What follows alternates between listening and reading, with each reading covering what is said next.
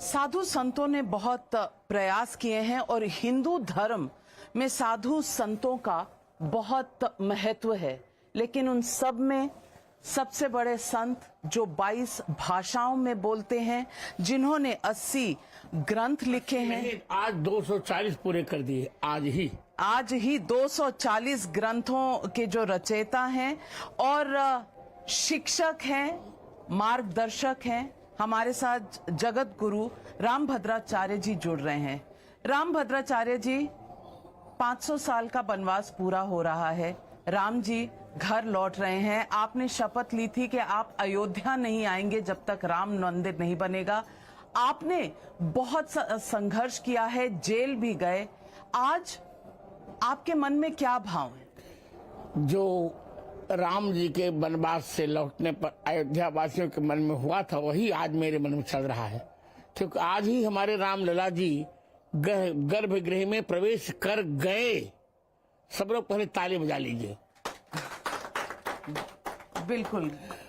मूर्ति की तो जो मूर्ति दूसरी बनी है उसकी प्रतिष्ठा परसों होगी 22 को। गर्भगृह में राम जी आज चले गए। ये बहुत बड़ा मौका है पूरे राम भक्तों का, और उन्होंने जिन्होंने खास करके संघर्ष किया है। हम लोगों ने तो इतना संघर्ष किया नाविका जी, जेल गए, डंडे खाए, उपवास किए, नजरबंद हुए। डंडे में मेरी दाहिनी कलाई की ये हड्डी टूटी, आज भी टूटी हुई ही है। माने पुरुष डंडे मारते समय भी मुझ पर दया नहीं बढ़ती थी।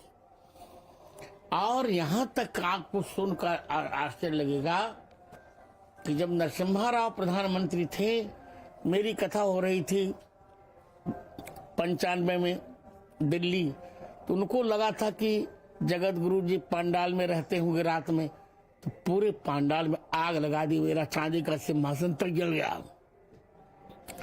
मैं दूसरी जगह था, इससे मैं तो बच गया।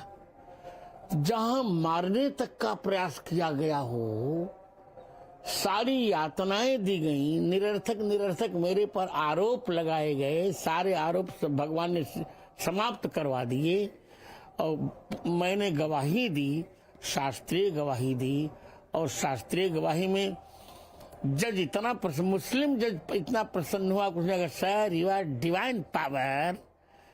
तो मेरे मन पर तो जितना संघर्ष मेरी अवस्था में रहकर किसी ने नहीं किया होगा।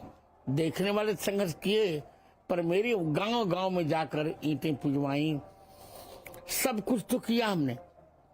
और आज रामलला प्रातः काल ही विराजमान हो गए, गर्भगृह में विराजमान हो गए।